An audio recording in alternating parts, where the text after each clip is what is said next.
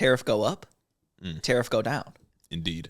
Tariff go up, tariff go right back down. Nobody knows where it's going to end. There have been many such cases over these past couple of months. It's true. And you know what? I think people are starting to take notice, specifically people in the financial sector. People are starting to not be very happy with the instability Trump is causing. We've started to find maybe temporary allies in strange places. That's right. The enemy of my enemy is my friend type shit. Yeah, because Trump has been given a new moniker. People on Wall Street, traders and whatnot, have started calling him Taco Trump. Oh, because TACO's an acronym here, and it stands for Trump always chickens out, referring to the tariffs, because, he announced the tariffs on the EU, then he immediately draws them back for negotiations. He announces, 3 million % tariffs on China, then it goes down to 30%.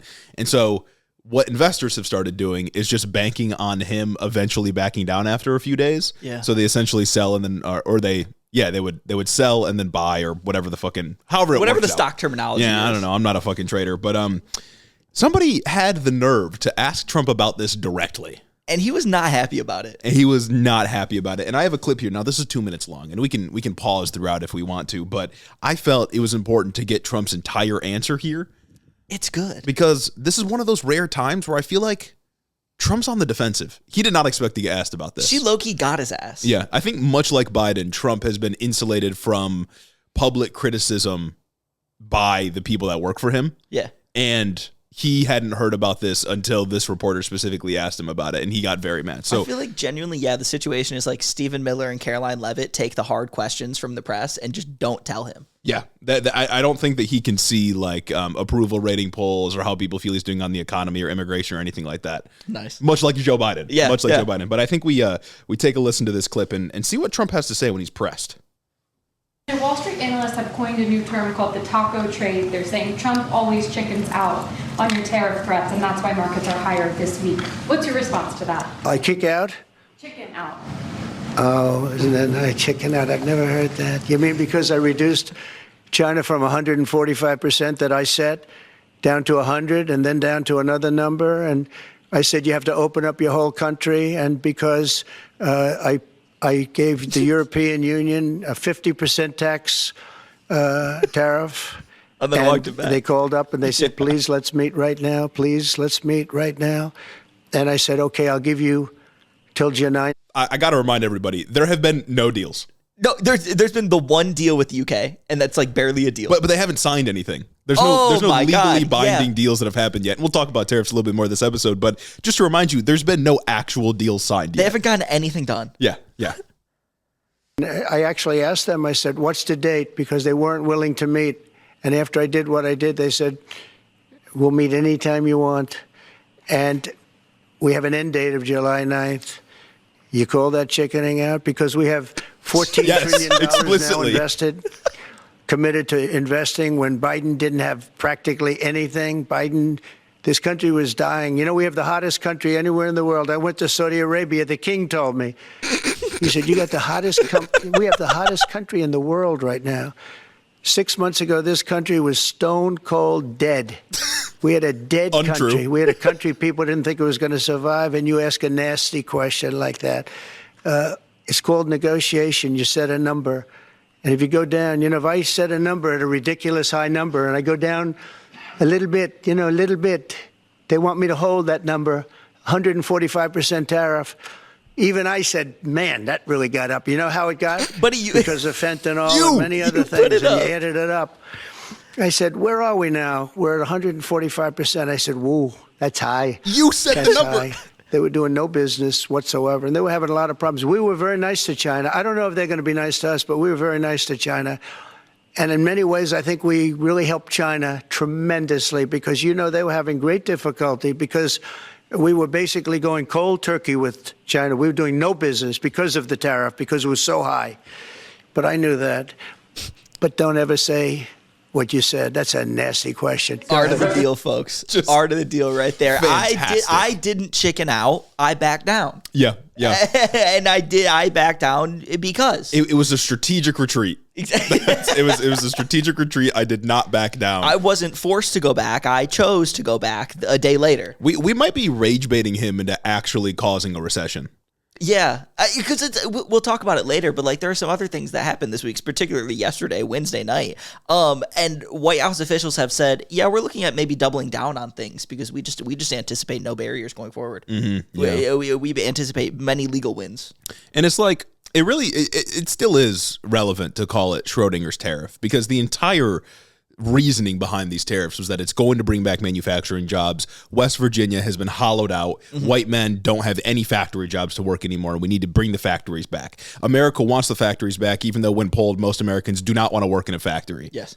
But then if you take the tariffs off or you ease up on them, wouldn't that mean less factory jobs coming back? Because you're just securing a slightly better trade deal with like Europe or the UK or China or whatever it may be. Yeah, not only is it Schrodinger's tariff in terms of like Trump putting on and taking off the tariff, it's Schrodinger's tariff in the terms of just like how motherfuckers who claim to be serious try to analyze the tariff situation. Yeah. And we'll get into that when we talk about like what I feel like is the big story this week. But man, it's just they got him. They got him. And it's funny because the Wall Street guys, those are people that like Trump's always looked up to, too. He's always wanted to be that like New York finance guy, but he just ended up being the guy that bankrupted a casino. He's laughed at. Now they're laughing at him in private. Yeah, they're laughing at him again. And I really love that this comes from the Wall Street analysts. And it's not someone that they can just be like, oh, they have Trump derangement syndrome. Yeah. This is the people that like Trump represents. Like, this is your people. He didn't even try to say, oh, the Marxist communists are trying to get me again. Yeah. That shit hit him home. He was genuinely taken back, and then he says, "What? Reducing the tariffs down to 30%? Is that chickening out?" Yeah, dude. That explicitly, like that's precisely the accusation. Actually, is that you can never stay on a number, and the markets are unstable. And it's also, what is it? The Liberation Day was like 2 months ago, right? Yeah, there's a April 3-month pause. April 2nd, because he doesn't like April Fool's Day. That's true. There's a 3-month pause on the reciprocal tariffs. We have like I think a little over a month to get the negotiations done and deals put in before the tariffs come back. We like you said, we have no official deals yet. We have the framework for a UK deal, and then we have a cool off period for China. Yep. There's no deal with China. It's just a cool off period. Yeah, there has been no deals. Like there have been 0 tariff deals that have actually gone into place. Yeah. There's just been like vague threats, and he keeps claiming that like $14 trillion of investment has come in because of these tariffs. I don't know where this number is coming from. But okay, whatever. For a while, he was claiming that like, $6 gazillion are coming in every day because of the tariffs. That's not what the empty port of LA said. Like, they just lie. Yeah, big theme of this episode, they just lie. They just lie, and Taco Trump. Taco Trump. Taco Trump.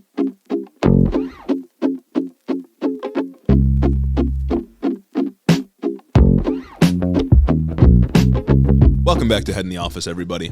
It's Thursday, May 29th. Midwestern White Boys coming back at you with another episode. Your 2 favorite white boys right here in their chairs, ready to get at it, ready to disseminate the news, your favorite tertiary sources. That's right. This week we'll be talking about, or I should say today we'll be talking about the judicial branch. Yes, we will. The courts. Yes, we will. We'll be talking about DOGE cuts coming to Congress, and unfortunately we have to announce Elon Musk is leaving the federal government. You know, it's sad. It's sad to see his term as a special government employee end, but you know, all great things must come to an end. And it has nothing to do with him like a day ago criticizing the big beautiful bill. No. Has absolutely nothing has to do nothing with to do with him slowly being pushed out as everyone hates him. Yeah. And lastly, we will talk about the Michigan Senate race. It's heating up, folks. Yeah. It's mid 2025 just about.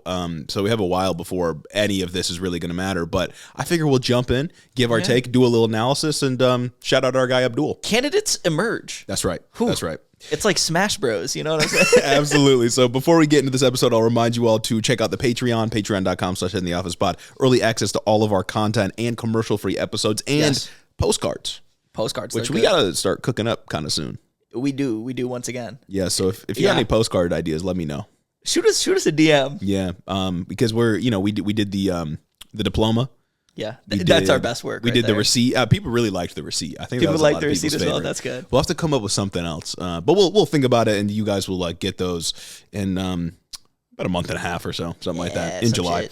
Also, you can get some merch at headintheoffice.com. We do have t-shirts that you can go and buy as the summer months approach. 40% off Ground News is in the description. It would help out the show, and you get access to a pretty cool tool that I use pretty frequently. Folks, it's a good place to get your news. It's a good place to see the bias within the news. You can join the Discord, and lastly, you can leave a 5-star review on Apple. I don't think we have any Apple reviews today. No Apple reviews today, and it's kind of ridiculous, I think. I guess it's good then that we postponed these Instagram Instagram reviews from last episode then. Yeah. I didn't forget it was intentional. That's right. Yes, sir. So this first one from Instagram from Michael, they say, first and foremost, I condemn Hamas and all forms of political violence, including but not limited to nuggies, swirlies, and atomic wedgies. This is true. These are real forms of violence we need to be looking out for.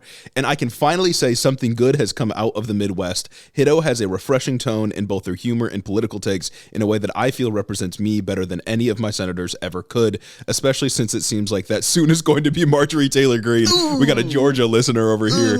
I am amped to watch my two non-parasocial friends now twice a week and get further infected by the Hiddo mind virus, which is, of course, always correct and good. Always correct and good. This is so true. And underrated aspect of the 2 episodes a week, we're now more in line with the news cycle. Mm-hmm. No more gone are the days of us getting to a story 10 days late. Yeah, now it's just going to be like 4. Yeah, exactly. If something happens on a Friday, it'll just be 4 days late to get your Wednesday welfare. Yeah, and it is what it is, folks. And that's just how the cookie crumbles. That's just the way of the world. This next review by Andrew. First of all, I condemn Hamas and all forms of political violence. While the Hiddo boys, Jeremy and Gage, don't make the man-made horrors any easier to comprehend, not their fault really, nobody can, they still do a great job of informing listeners about said horrors in an entertaining and light-hearted way that doesn't make me wish I was dead. Real. I'm a Canadian listener, and I'm kind of just sitting here watching as our closest ally country eats itself alive, and it's a little disheartening, but at least I have some new, definitely not parasocial friends my age to keep me informed about these events, and who knows, maybe Canada will be the 51st state soon, and I won't have to just watch and envy you from the sidelines. But jokes aside, I'm really glad I found this community. To all the American Hiddo heads, stay strong, and I wish you all the best. Sending love from Canada. Keep up the great work, Jeremy and Gage. Damn. From Canada. From Good Canada is luck. Crazy. Good. I'm saying, hopefully you don't plan to come here anytime soon. Next one from Lauren. They say, just want to start by saying I condemn Hamas and all forms of political violence. This is my second 5-star review. I got to feed that parasocial relationship because I absolutely love this podcast. I found y'all on TikTok in 2022 and have become a part of the Sunday sermon. I'm a teacher in California in the conservative and red part. Trust me, it exists. In a district where every single school is a Title I school. Not stoked about the Department of Education and our funding Lamau, but listening to the boys every week makes it easier. I have successfully converted my boyfriend to being a weekly listener. After he asked why I kept getting sick-ass postcards in the mail. I'll get him over to the Patreon eventually. The 2 episodes a week have been great, and I'm so happy for y'all and all you're accomplishing.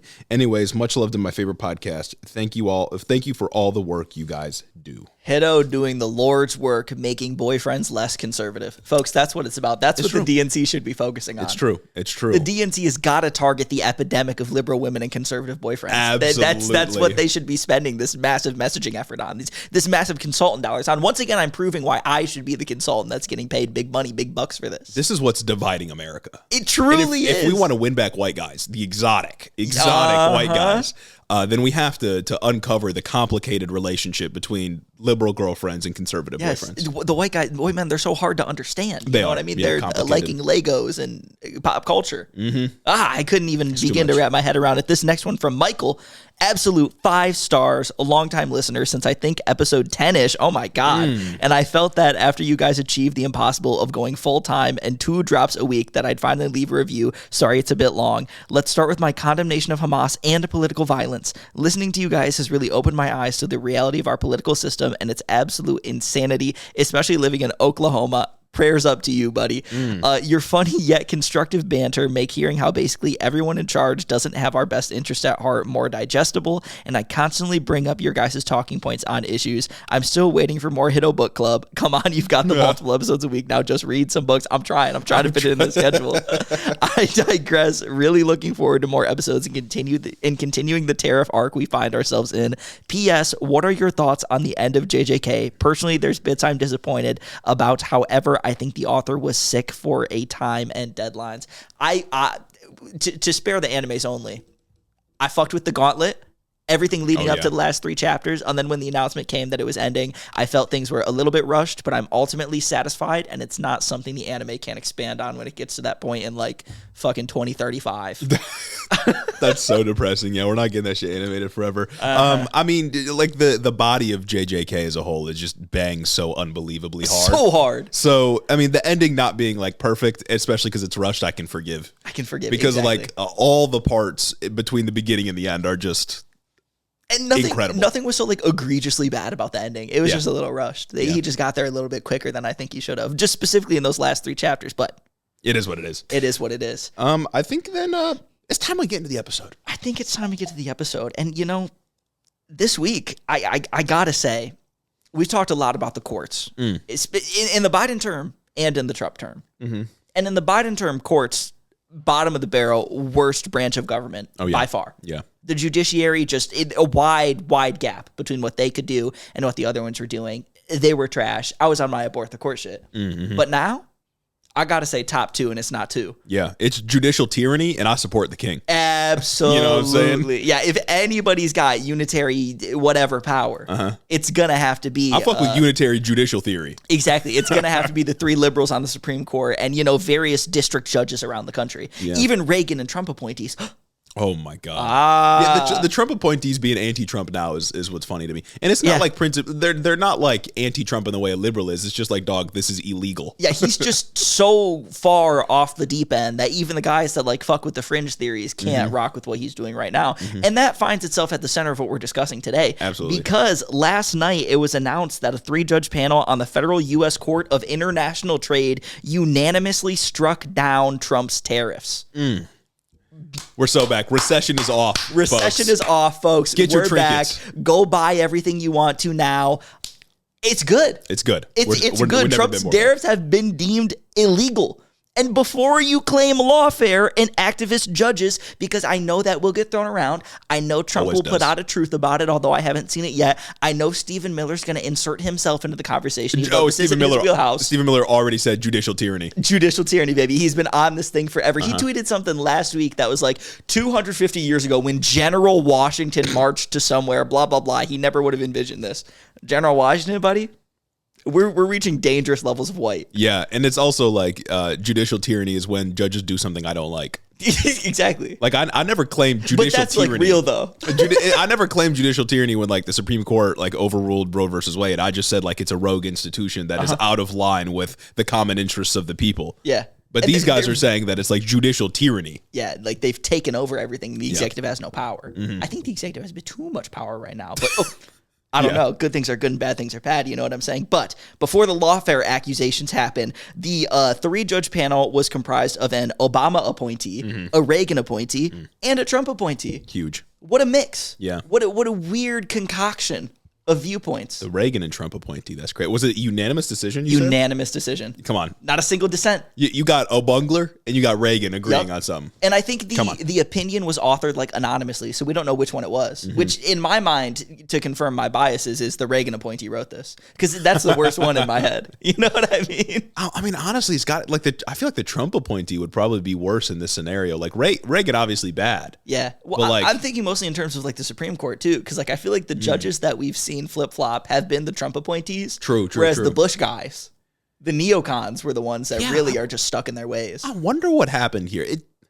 It's got to just be because these people were appointed more recently, and so maybe they view their jobs a bit more seriously. But even the Reagan guys here are they got a much longer life to live. Yeah, I don't know, their lifetime appointment or whatever.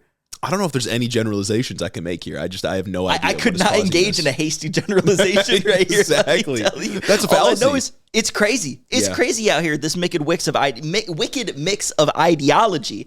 But according to a law professor at George Mason University, this is where it gets kind of like really juicy. This ruling deeming that the Liberation Day tariffs are illegal could mean that Trump would have to pay back all of the duties that they've collected so far.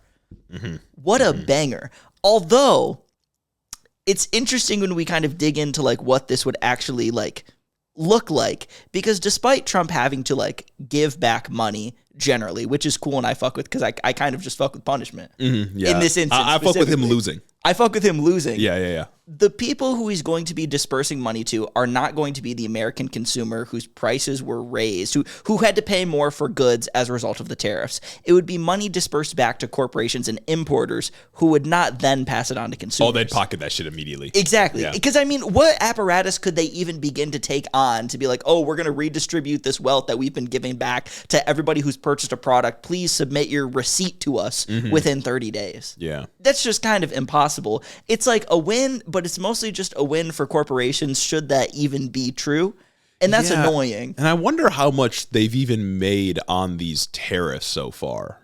Do you know if we have a number? We don't have a real number. I know that Trump just likes to throw out, like, we're making $6 billion a day, like, all the time, but none of it's been real. A lot of the estimates that he said that he's collected have just been, like, people have just said are fake, which it's like, because everything he says is fake. I don't think we've made any substantial amount of money. No, of course not. And we never were going to. I mean, they harken back to, like, pre-1913, before Congress could levy income taxes, and they're like, the entire country ran off of the amount of money that we got off of tariffs, so we can do that again. And it's like, you tell me what quality of life was back. Yeah, but was like back in the 1800s. And it's like the amount of money that Jeff Bezos spends as a week is like the government budget from the 1900s. Exactly, exactly. Like, I don't think these things can be compared. A house was $13,000. Yeah. It's just not. You can't do it. But this ruling will essentially nullify just a bunch of the tariffs that Trump put in place and or paused, some of them being the 25% blanket tariffs on Canada and Mexico, the 20% tariff on China, specifically in the context of him imposing the tariff based on the national emergency about fentanyl. Yeah. Because remember when he reduced the tariff to 30%, he said the 10% is just 10% blanket, the 20% because of the fentanyl crisis. That's what that is. That's illegal. Yeah. That's an illegal tariff now. So that's cool. Even though he declared it a national emergency? Yeah, well, that's what the contention was ultimately with this case. But I'll get into that in a second. Cool. There's also no more 10% blanket tariff, and there's no more of the 20 to 50% reciprocal tariffs that Trump put on literally everyone else. Yeah. So that's almost all of the tariffs that he's put in, and that's pretty much all of the really substantial ones. It is notable that the tariffs on cars, aluminum, and steel are still in place because they're under a different provision. But basically, the Liberation Day tariffs were built on a provision in the 1977 International Emergency Economic Powers Act, which statutorily allows the president to implement tariffs, embargoes, and sanctions in response to national emergencies. Obviously, we've heard a lot about the fentanyl national emergency that he's declared. We got a fentanyl czar now, we made Canada get a fentanyl czar. Something along the lines of Trump has been saying there's been a fentanyl national emergency for a while. But what really gets me is Trump got on there and he said on Liberation Day that the trade deficits we have with other countries, even though we don't even have some trade deficits with other countries, are a national emergency. Yes.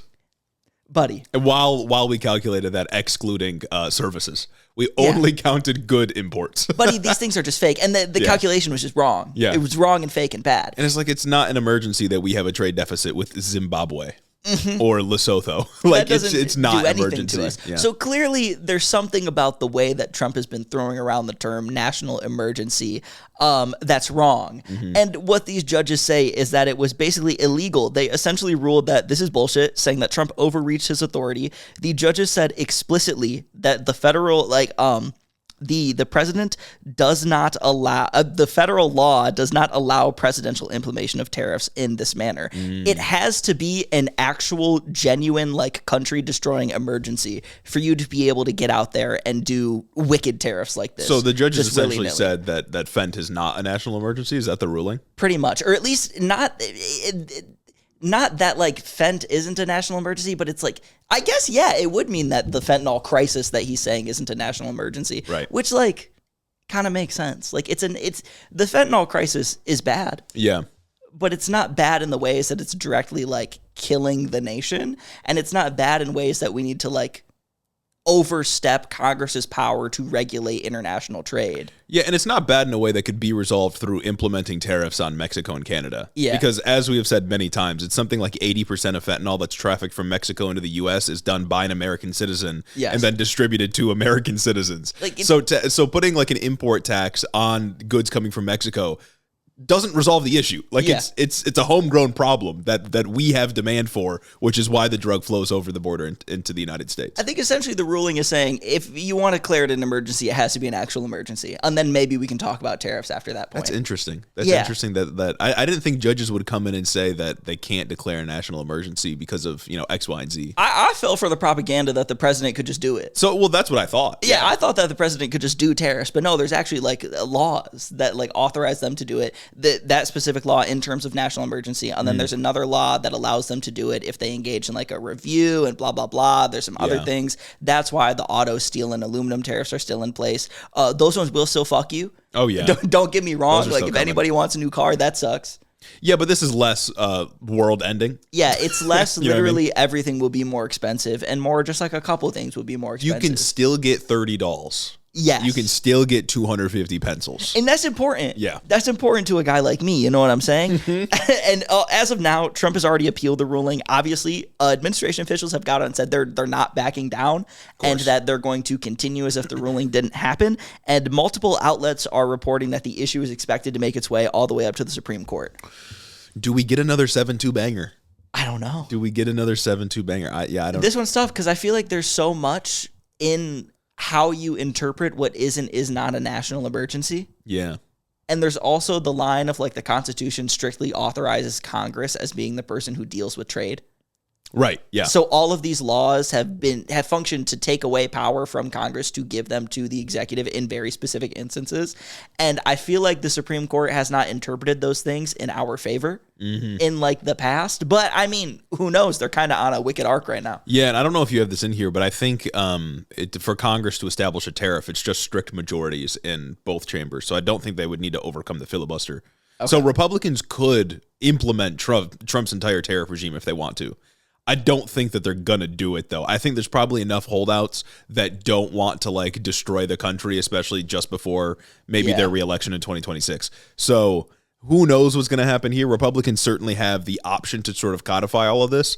I don't know if they'll actually go on and do it, though. And, I mean, it would be much harder to, like, pause and play and pause and play and pause and play if there had to be a vote for it every time, wouldn't there? Yeah. And it'd be a lot more annoying, a lot more Well, I'm sure procedural. they could probably pass, like, a tariff package. Yeah. But again, I don't know if they're going to do it. I mean, like once the market crashes and they have to redo it again. Oh, yeah. No, that shit would just be permanent crash. Especially when they take a week off for like Memorial Day. You know what I mean? The previous biggest tariffs wasn't it like the Smoot-Hawley tariffs? Smoot-Hawley Act? Yeah. Yeah, wasn't that what it was? Like it was a whole bill that Congress passed under Hoover. Yeah, I think it was like in the 20th century where a lot of these expansions happened that allowed presidents to do tariffs. And I mean, I feel like it's reasonable to be a regular guy who thought the president could just do tariff because like shit like this doesn't just happen. Well, and he also just like asserted that he could do it, and nobody really said the president doesn't have this power. So I kind of just was like, okay, yeah. Which is like if there's all these laws talking about this, why did news outlets not start reporting like, hey, maybe it's kind of controversial that he's declaring a national emergency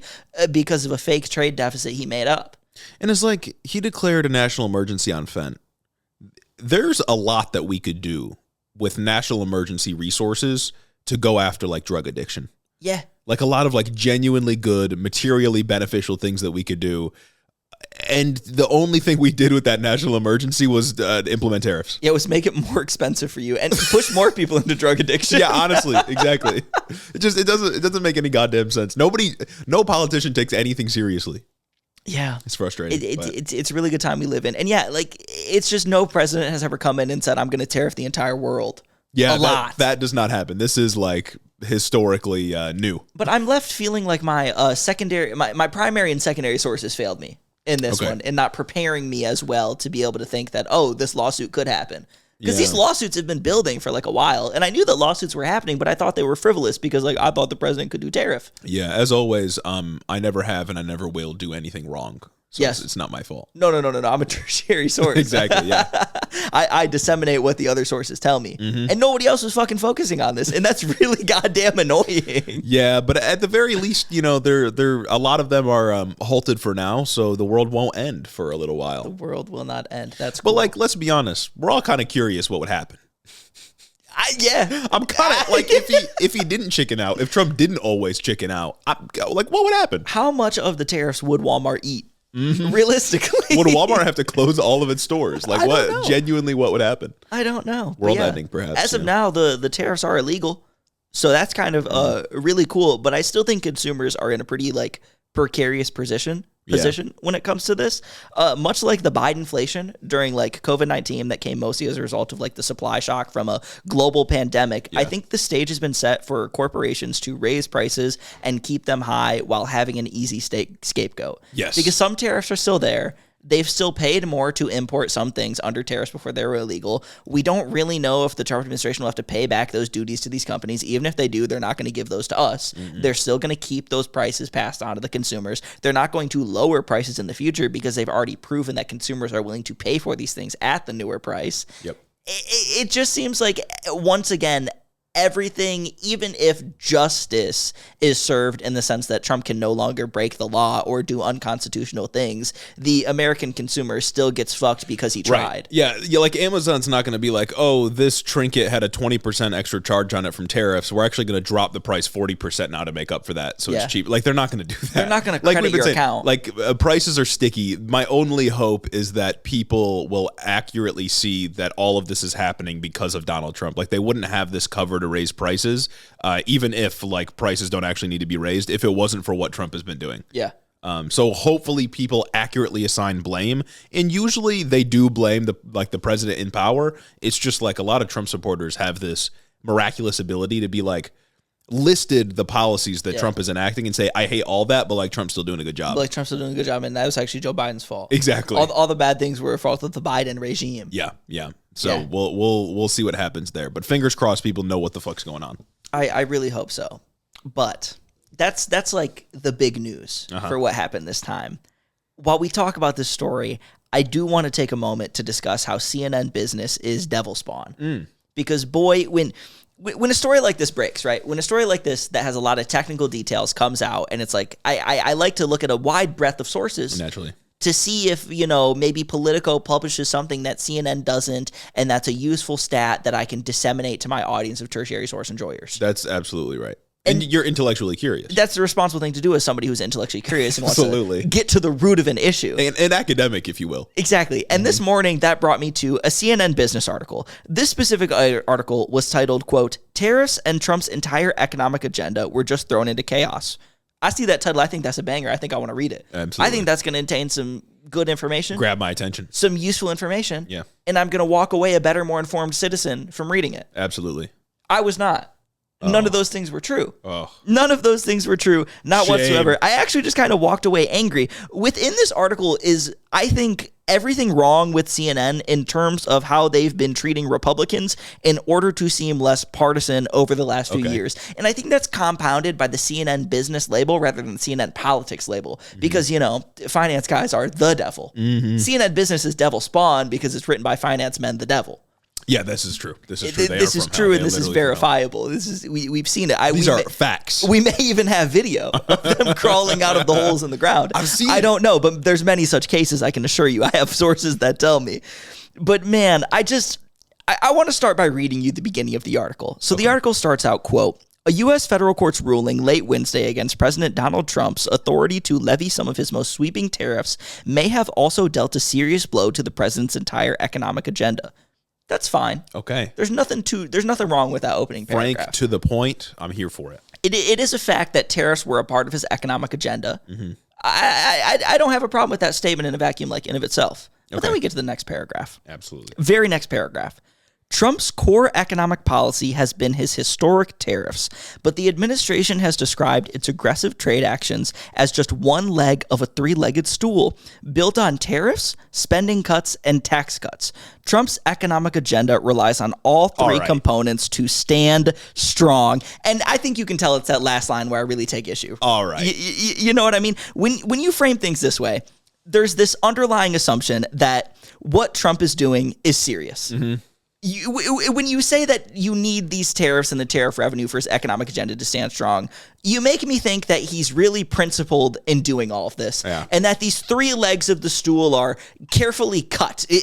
Measure twice and cut once to make sure that everything's standing and functioning properly and there's no wobbling, when that's just not the case, and it's clear as day. And it's just like the thorough sane washing that the media does of Trump's policies. Like the clip that we played at the beginning where the reporter's like, how do you feel that they're calling you stupid, basically? Stupid and cowardly. That's how you need to treat these policies, because there isn't some like, I don't know, theory of the case or political and economic theory behind what he's doing. He is just driven by spite and wants to show other countries that he's strong. That is all the tariffs really are. All of everything he does is strong. Yeah. He's got the mind of somebody who should have came up in World War II in a bad country. He's trying to like demonstrate strength and virtue signal to like this glorious past. It's all a part of like a fascist political program, and sort of like breaking down the policies, not as like intended to kill everyone in the country, but as a serious economic strategy that needs its three components to stand strong. It's too much saying washing. And it is way too much. Liberals love a shitty analogy.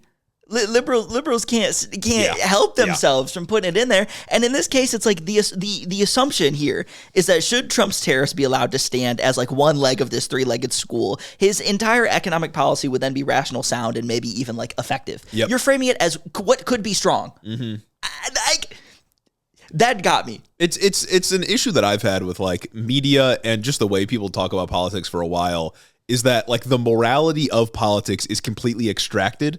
And we're purely talking about politics and policies as if they're just like puzzle pieces that you implement to get another thing done, removed from any like moral or ethical considerations. Yes. Like when Trump's talking about spending cuts, sure, yeah, he's talking about spending cuts. He's talking about kicking people off of healthcare.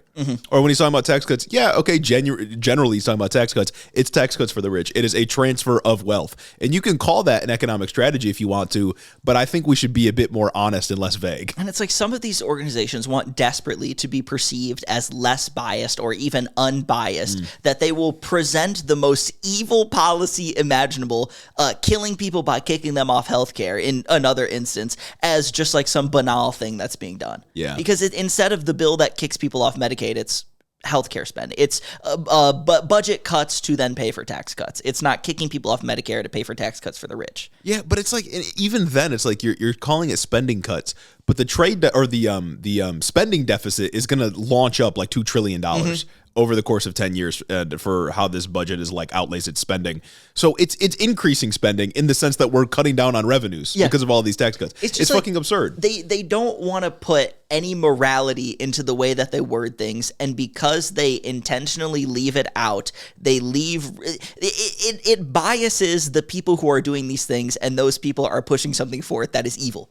Yeah. And if you're not calling out like active evil, you are letting it fester, and you're letting it build, and you're letting it grow. And you're giving more water for regular people to think that that's a normal thing to do. They don't even need to come out here and be like, Trump's literally going to kill Granny. That's my job. Yeah, exactly. We're political commentators. This is an article. I wouldn't want them to be like that explicitly biased. Yes. But like, just be honest about what's happening here. Yeah, just say that like Trump's tariff policy is insane. It's erratic. And it should be treated like it's insane. It has been erratic. It's constantly erratic. And now it's being thrown into further chaos. And now people are even more concerned. But it doesn't do that. In fact, the article then goes on to say, quote, Trump's tariffs have persuaded dozens of U.S. trading partners to come to the table to make deals. In theory, those trade deals could open up foreign markets to more U.S. goods, benefiting U.S. manufacturers and farmers. What fucking deals? We made one tentative deal with the U.K. that, like you said earlier, was not even signed, and we paused tariffs on China to further negotiate deals that have not happened yet. Yeah. There's nothing. And all we've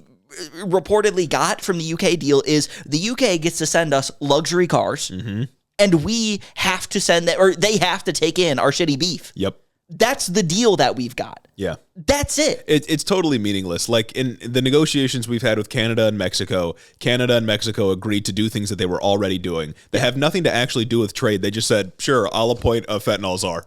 A meaningless position. Completely meaningless. Negotiations with China are still happening. That 90-day pause will be over in what, like a month or something like that? Yeah. I don't know exactly when the timer's up on that. And then, yeah, like you said with the UK, nothing legally binding has been signed.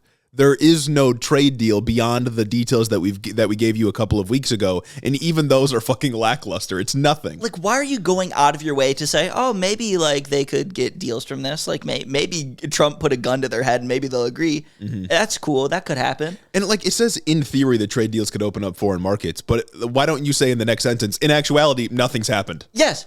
In fact, markets are hurt in the United States. Why don't you clarify that the markets have been just completely erratic? Nobody knows what the fuck is is going on. Our allies have started distancing themselves from us. These tariffs have only forced countries who have historically hated each other, China, South Korea, and Japan, to enter trilateral trade agreements. We've made the rest of the world tighter at the expense of ourselves. Like, that's the important part of what's going on here, not that U.S. farmers can send shitty beef to the U.K. Yeah, and the only reason that like the EU hasn't like fully split away from the U.S. is because they're too cowardly to do it. Exactly. If they had some stronger leaders in charge of like the EU and those that were like negotiating on behalf of Europe with China, they could completely ice us out if they wanted to and really make us hurt, like a lot of like Canadian PMs were talking about a few months ago. They were talking about shutting off my electricity. Yeah, they were like, we need to make Americans hurt. It's not your fault, but Trump did this to you. Exactly. They were talking about shutting off my electricity during the winter. Like, our only reprieve is that other politicians are not brave enough to stand up to us just yet. But if that happens, Americans are fucked and the American economy as a whole is fucked. Yeah. Like, we're getting there, and you're not going to find that in CNN. You're not going to find that in CNN business yes. particularly, bro. Oh, my God. It's crazy. And if you were as upset about how they framed the three-legged stool, like, analogy, and started talking about that, I think this next section will make you just as mad as it made me. The next section of the article was titled, "Tariff Revenue is Key to Trump's Plan." You already lost me. You already lost me right there. The section starts with this paragraph, quote, "Revenue from Trump's tariffs, meanwhile, could, at least in part, help pay for Trump's and congressional Republicans' massively expensive tax cuts, which could boost economic growth and add certainty for financial markets by raising the debt ceiling. Trump's deregulation and spending cuts, particularly via the Department of Government Efficiency, could also reduce the government's costs and negate some of the impact of the tax cuts on the surging federal debt." What the fuck are we doing? Those coulds are holding so much weight. Those coulds are Atlas holding up the world. Yeah. I could show Shaft on cam right now. YouTube.com/head in the office, but I'm not going to. But it's something I could do, just like that. That's how much that could matters in those sentences here. There has been nothing from anyone other than Trump himself and maybe some administration officials that have said that tariff revenues are going to be a serious source in helping pay down the national debt or pay for the tax cuts going on. It's ridiculous. And he keeps lowering the tariffs. If tariffs are supposed to bring in this colossal amount of money to pay for $2 to $4 trillion in the spending deficit in this budget, they're not going to do it if he keeps trying to lower them. Yeah. And also the funny part is on the DOGE stuff, and we'll talk about DOGE in a little bit, but the DOGE projected savings from Elon Musk himself are $175 billion. That is like 10% of what we were actually promised in the 2 trillion number. Yeah, but that's pennies. But half of that can't even be verified. Yeah. Like through the contracts that he's cut and the different services that DOGE has gone through and eliminated. Like, it is a complete joke to even think that any of the DOGE cuts that were made, that probably won't even be codified in Congress, are going to have any substantial impact and allow for more spending on behalf of the GOP. What made you think that the DOGE cuts were serious? Yeah. In any way, shape, or form, when they were constantly amended, like every day, to be less and less and less and less and less of what was promised. Not even promised from like the total 2 trillion, but promised from the day before. I saw one, it was like a $9 million contract or something like that. Again, pennies compared to the federal budget. But there's a $9 million contract that Elon Musk said they cut. And then the company that got the contract was like, actually, no, we got paid. It's like... It's total fucking nonsense. Or they're like claiming victory by cutting cancer research. Exactly. Yeah, we actually cut research that would eliminate brain tumors. Look at how much money we've saved in the federal budget. It's gas. Yeah, it's like, we sent $60,000 for a drag show in, I don't know, Hungary. Guys, we stopped gay PBS in Iraq. Like that actually might do some good. Genuinely. My. But here's another little paragraph from that section of the CNN article. Quote, "Now, with the potential for no tariff component to Trump's agenda, Republican deficit hawks in Congress may not support Trump's tax cuts. Many were already extremely nervous about the bill's nearly $4 trillion price tag, with around $1 trillion in unpopular cuts to Medicaid." Show me a single Republican in Congress that has been arguing that they want to use tariff revenue to pay for the tax cuts. None of them saw like these lawsuits or the victory over the Trump administration on this lawsuit and said like, oh, now I can't vote for the bill. Show me not real. Show me one moment during the whole saga we had, like throughout the last month, where the bill was moving through the House and there are Republican holdouts talking about how we need to cut revenue in other area to pay for these tax cuts. Not one of them was going out there and saying, guys, don't worry, we have tariff revenues coming in. guys, we don't have to cut Medicaid because we have tariff revenues coming in. That's funny. We didn't actually hear that at all. It was never a talking point from anyone. No one took it seriously because the only people that have been saying we're going to use tariff revenues to pay for things are Trump and Howard Nuttlick. And maybe Scott Bessent.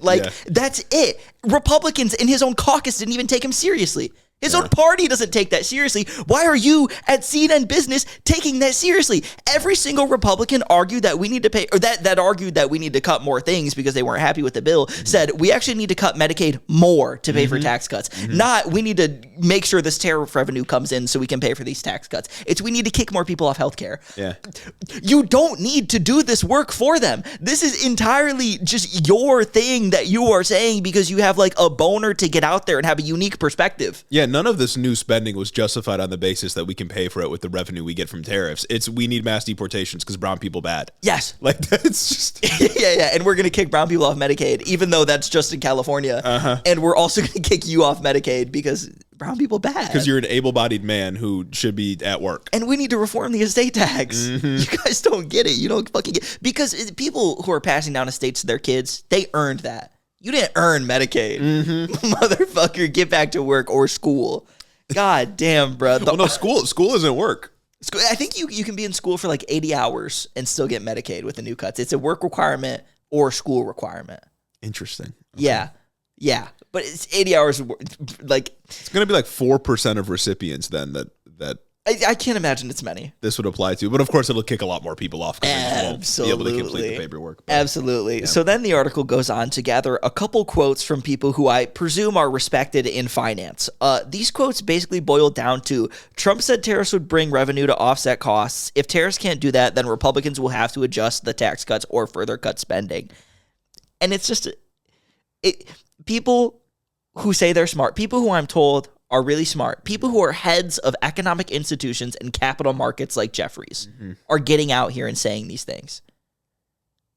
I don't believe a goddamn word of anything you're saying if this is the analysis you're having at this situation. Nobody's making this calculation. Again. Not a single person. This is just something that Trump said. Tariff revenue was never a serious proposal. None of the proposals, none of the things that Trump said to excuse tariff revenue were ever serious. He was just trying to cover his ass. Yeah, this would be like if we're trying to like calculate the revenue for the budget and we keep changing the top marginal income rate like once every 2 weeks. Like you can't make a budget if you don't know the money that's going to be coming in on the year. Yeah. And because the tariffs keep changing, you can't project any kind of revenue, especially because you don't, like, the higher the tariff is, the less things that'll be coming in. And also, like, you can't project that Walmart is going to consistently be tariffed X amount year over year for a 10-year fucking budget. Exactly, yeah. That's not how any of that works. It's not serious. We need to stop giving weight to Republicans. Stop holding water for them and just let them, like, flounder. Condemn them for the things that they do that are genuinely condemnable and clearly condemnable that nobody fucks with. This is why nobody likes liberals. This is why nobody likes the ivory tower motherfuckers. The people who are the heads of, like, fake think tanks and the goddamn consultants. Because they don't stand for anything. They don't even believe in anything themselves. We need less journalists. We need less journalists. Or less journalists like this. We need less economic institutions, I'm thinking, and we need less capital market heads.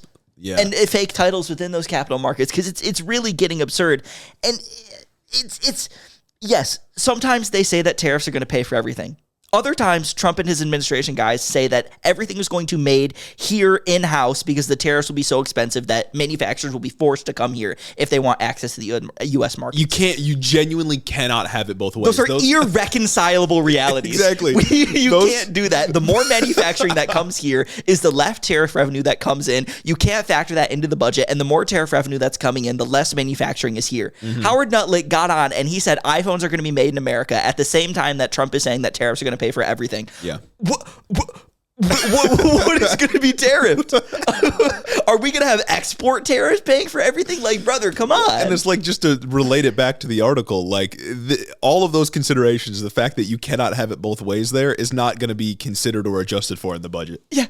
Like, because Trump is saying you don't want the tariff, just buy American. Price is still high in that, whatever. You can have a conversation about household resources and stuff. But when we're talking about the government budget, if they're not getting the tariff money, then what the fuck are we talking about? And they can't account for that. You can't budget a tariff in. Like, that's just not... Jesus fucking Christ, man. It's just... Trump's economic agenda has been fundamentally unserious. And only unserious people think it's serious. Yeah. And it's based on this whole idea that we're getting like bitched on by the entire world while we are the center of all wealth. It's like these people are trying so hard to say something that they just end up saying nothing at all, and that nothing that they're saying is actively harmful, probably to their readership. Yeah. Even though if you're consuming the CNN article and walking away with like, I don't know, a new perspective, I think there's no hope for you. Yeah, I can't tell if this is a result of like too much school or maybe, just like too much capital brain. You were just way too focused on capital in a bad way. Well, motherfuckers in these quotes were like invoking the debt conversation. If you think the debt conversation is something that seriously motivates, one, voters, and two, politicians, you're fundamentally flawed. Like the national debt? Like the national debt, because of like how much this would balloon the deficit and whatnot and add to the national debt, and how tariff revenues are needed as part of the three-legged stool to help, pay some of that down. Mm-hmm. Brother, politicians don't give a shit about that. They just signal about it to say the Democrats spend too much money and make government run bad. Yeah, the only time the national debt matters is to prevent the government from giving you health care. Yes. That is the only time it matters. I mean, like, they're talking about how some Republicans might, I don't know, need to, like, change spending numbers or do some cuts to offset the balance here because we're not getting the tariff revenue in. The entire House voted for it, except, like, 2 Republicans. Uh-huh. It just passed the House without consideration of the tariffs. Nothing's going to change. Exactly. It's probably going to pass the Senate and like, albeit a different capacity, but mostly the same.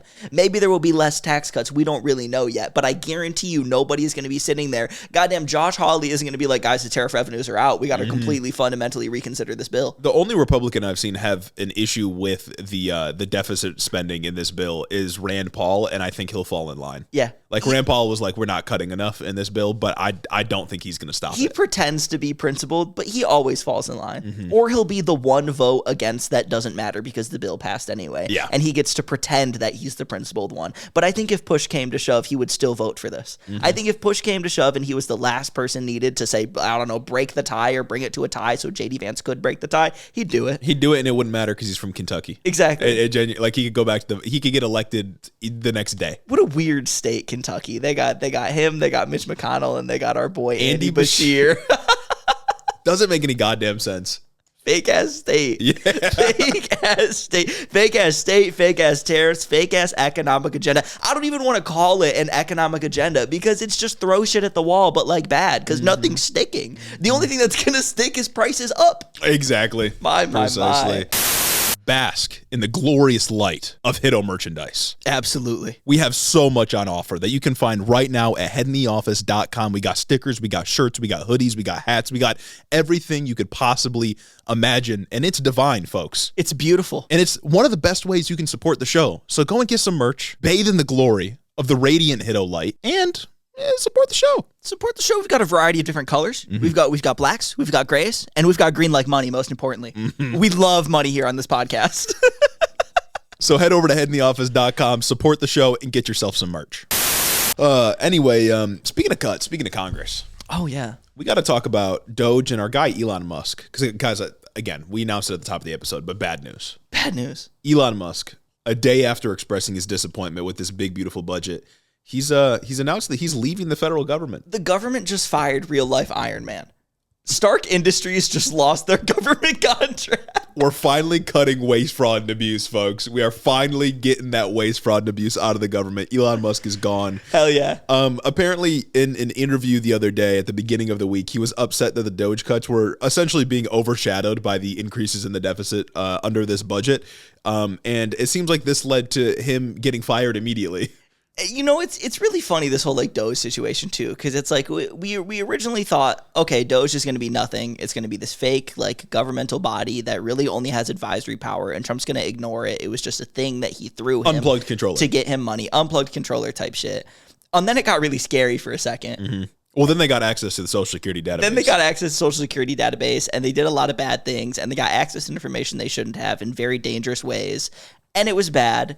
And now it's just kind of back to like, it didn't matter. Somebody pumped the brakes on them because they only got to, according to Elon Musk, $175 billion of spending.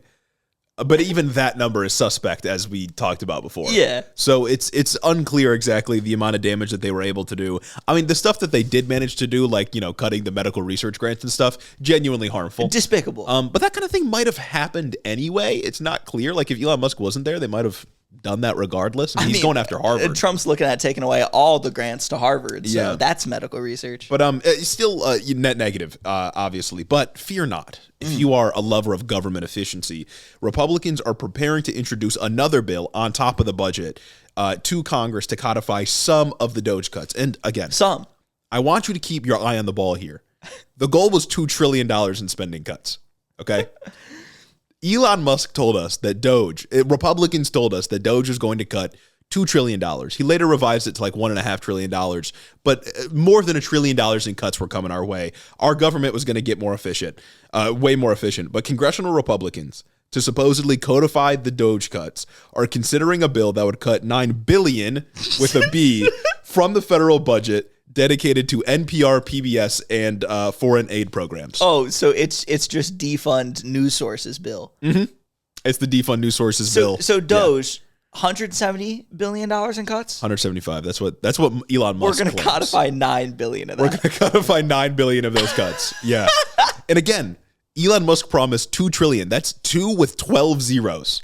And we are getting $9 billion. We're going to codify, what, 5% of the DOGE cuts? I don't know, 5% of the DOGE cuts, but it's 0.5% of what was promised. Yeah. Like, it's just... Yeah, 5% of the cuts that didn't even make it to be anything meaningful when we consider the total cuts that he said he was going to make. Yeah. And $9 billion, really? Yeah. $9 billion compared to the federal government.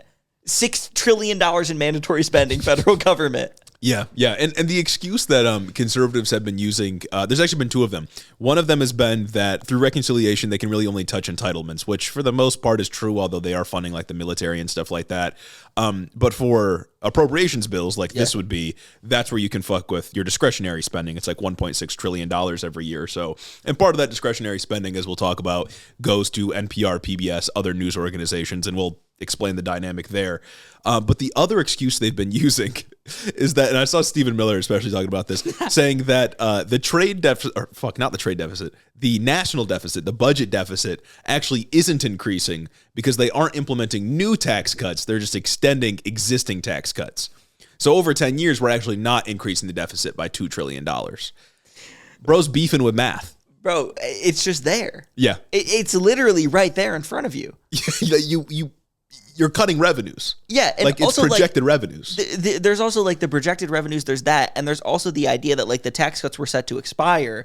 So because they're going to expire, that was worked into the accounting of other budgets. Yeah. When we project out for 10 years, we have to take away what was previously projected out. And it's like, even so, you're still bringing on new debt. Oh, yeah. You're still spending more than you're bringing in. Like, that's the fundamental equation.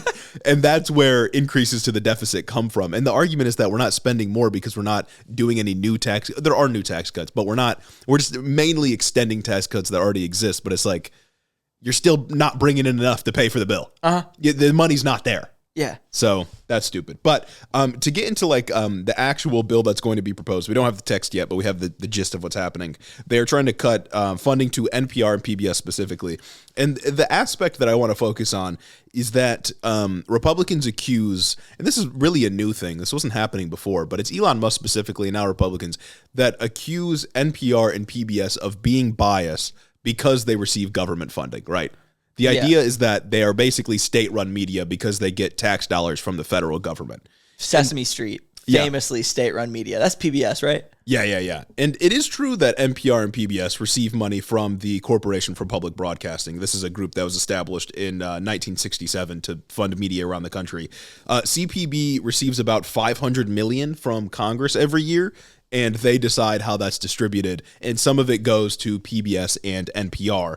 However, both media groups still rely on corporate donations and other donations to fund their media ventures. From PBS specifically, quote, the NewsHour receives about 35% of its annual funding/budget from CPB and PBS via national programming funds, a combination of CPB appropriation funds and annual programming dues paid to PBS by stations reallocated to programs like ours. The remaining 65% is generated from individual donations, foundation grants, and corporate sponsorships. And then from NPR receives only about 1% of its operating budget directly from the federal government. Other revenue includes donations, returns from its endowment, and corporate sponsorships.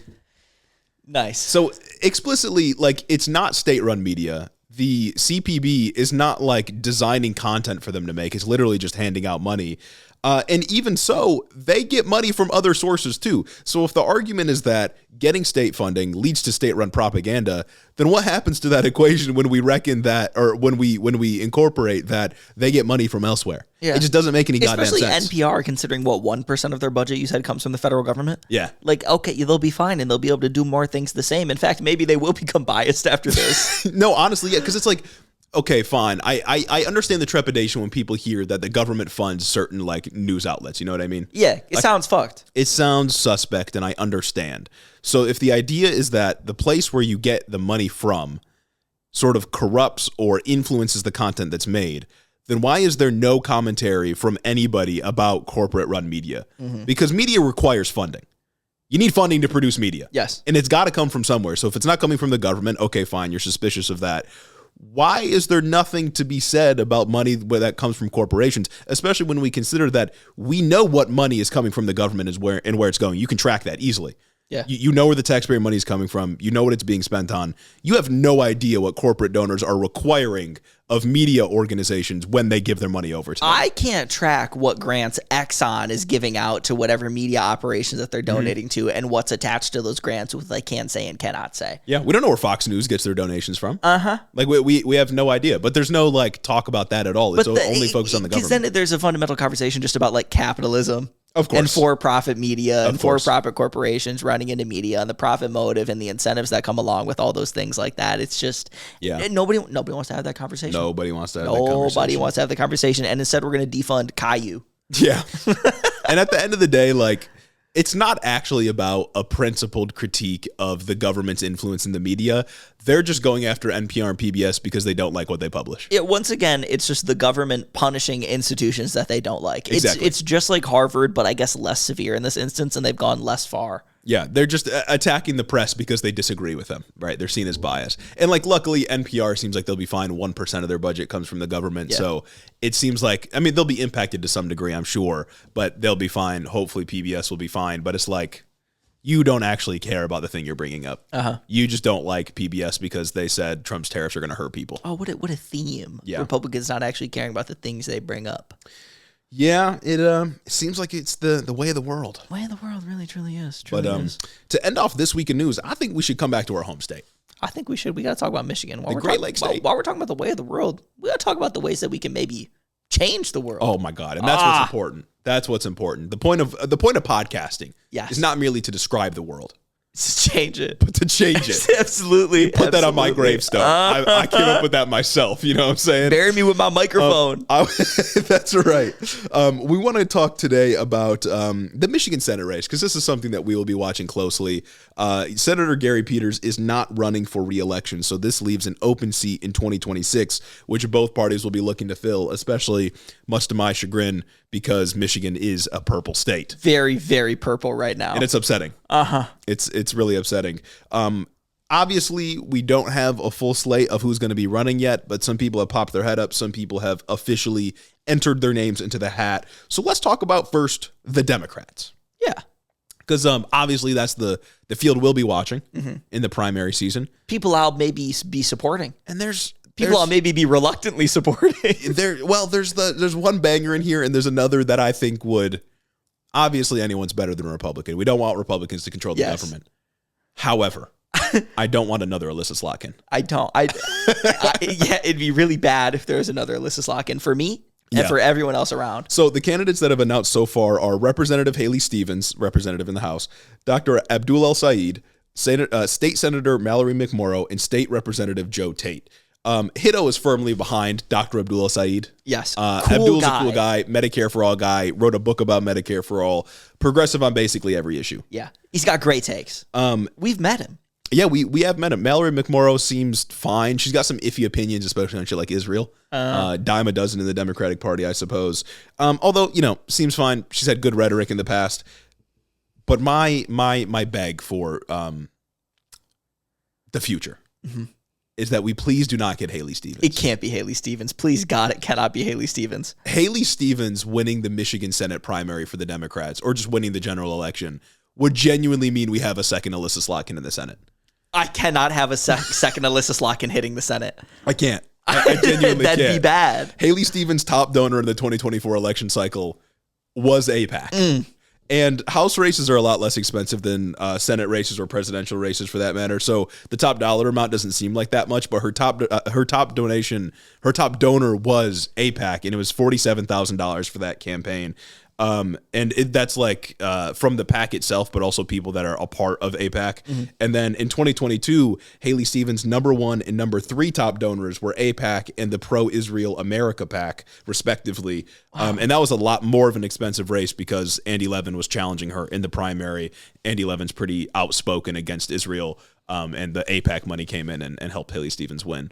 So, bad. Very bad. Do not want her. Very She's also bad. pretty corporate too. She sucks, just like all around too. Yeah. She didn't vote for the Lake and Riley Act though. Yeah, so that's cool. Know, it's like we can't have 2 exact copies of Alyssa Slotkin, but there are trade-offs. Yeah. She gets more AIPAC money than Alyssa Slotkin does, I would imagine. Votes for less Lake and Riley Act. And it's funny because they used to have districts that were right against each other. Oh, cut from the same cloth. Back before gerrymandering happened, or I guess redrawing the district lines happened. And now, of course, Slotkin's a senator. But I do not want Haley Stevens to win this primary. No. And we'll get into polling in a little bit. Polling from the devil, of course, but we got to talk about it. But Jesus Christ. Yeah. This is what we got on offer. Like, it's just like I'm standing on the edge and the wind is just fast enough to just blow me down.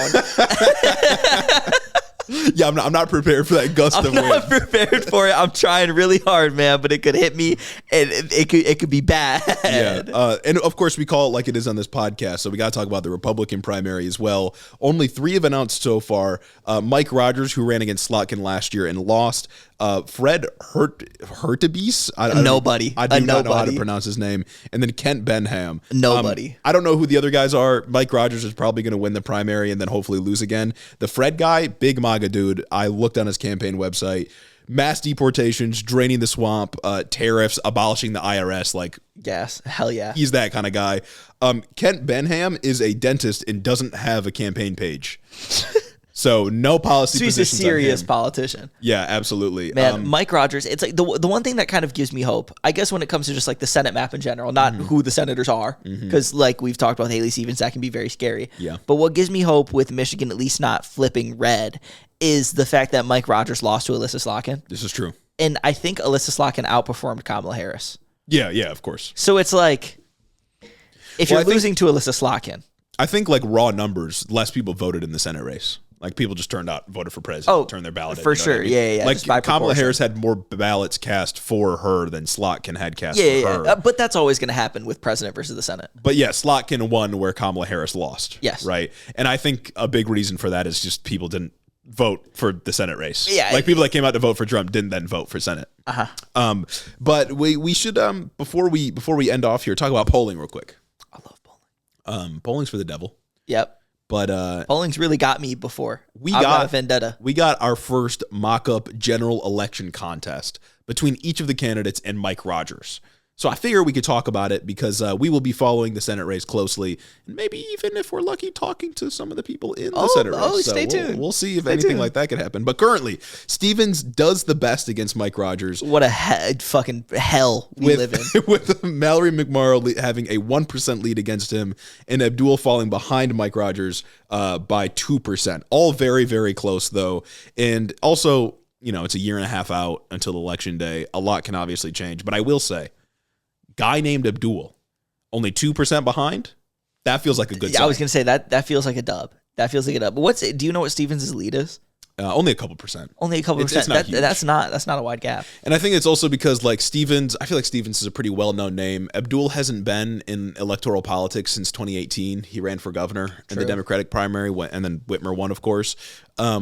I think Stevens has pretty high name ID, being a moderate in Michigan. That's for like a purple district. Sucks. That sucks so bad. And Mallory McMorrow has had some sort of big media moments in the last 2 years or so. So I think a lot of people know her too.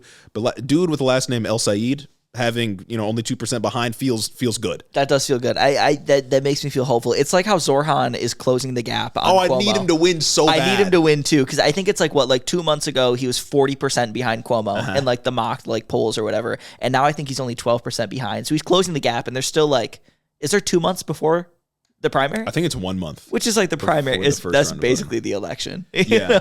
Well, yeah, it is. Well, I mean, Eric Adams is running as an independent, so November could be big for New Yorkers. Yeah. But the first round of voting will happen for Zoran, and I think he'll probably come in second. And then the real test will be him versus Cuomo in the final round. Yes. It's getting close. It's getting closer. I saw the poll, Cuomo's winning a majority of women. What the fuck? New York don't elect the worst person possible challenge. Yeah.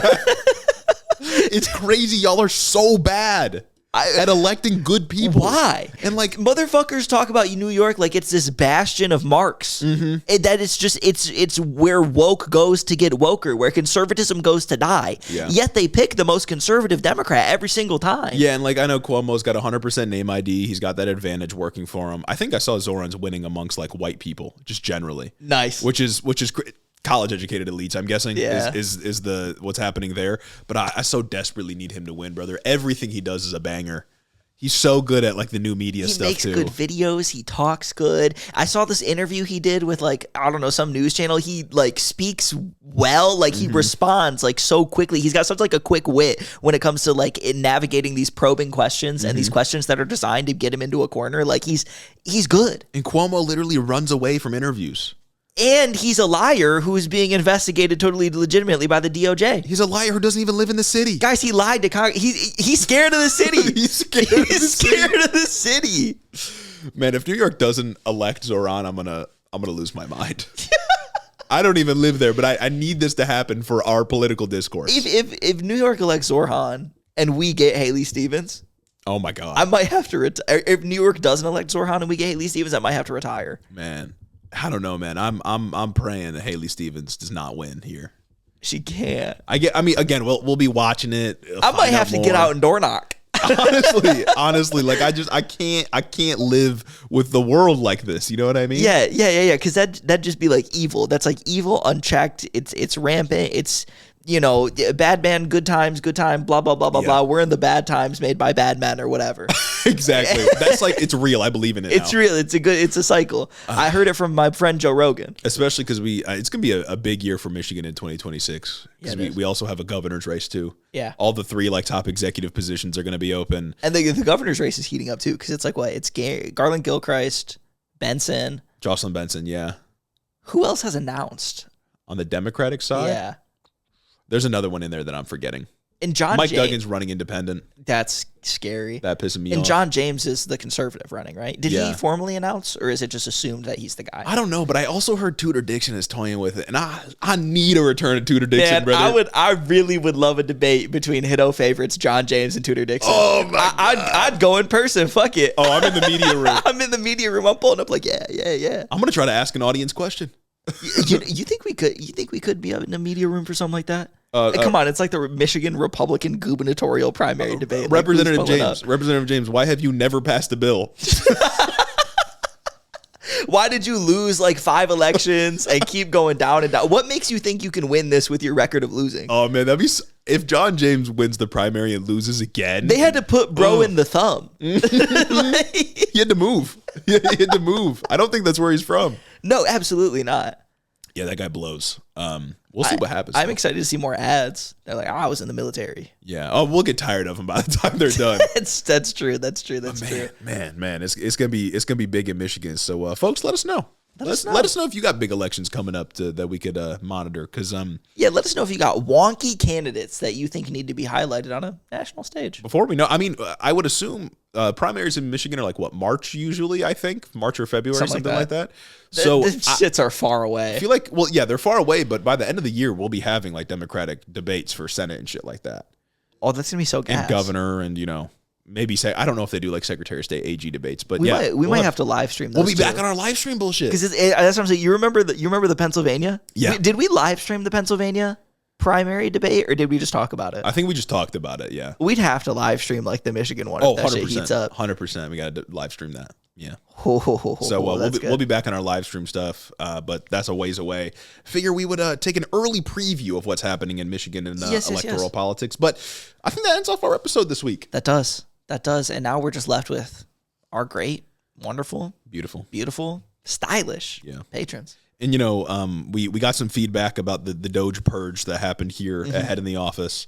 And a few of you were caught in false positives, as it were. Yeah. And look, to that I'll say we're very sorry, but it's a small price to pay for salvation. Exactly. And if it can happen to us, it can happen to anybody, really. So maybe I can't be mad at the people getting kicked off Medicaid. This is a national emergency. We're trying to win our country back. Sometimes you fall through the cracks, and we talk about all the time that the government needs to have the tightest fist possible to ensure that nobody can take advantage of the services that my tax dollars pay for. Yeah. And if some people slip through the cracks because they can't handle the pressure, they can't handle the heat, they got to get out of the kitchen. Yep. Then that's just how it is. You know what I mean? Tough shit. I would rather people that need it not get it than people that not need it get it. Yes, sir. So if you do need it, sucks. Because it'd be morally wrong. The people who need it that don't get it, go to charity. Take it to a publisher, buddy. Like all these complaints and whatnot. Take it to Discord to be like, "Wah, I didn't get my name on the Patreon list." But if you don't need it and get it, then you're sitting on your ass all day playing video games. Exactly, and that's bad. That's really bad. I can't fuck with that. I will not be playing Elden Ring Night Reign this weekend. Yeah, you won't catch me out there. You will not catch me on Elden Ring Night Reign. I'm going to be working like a real man. 100%. Tomorrow.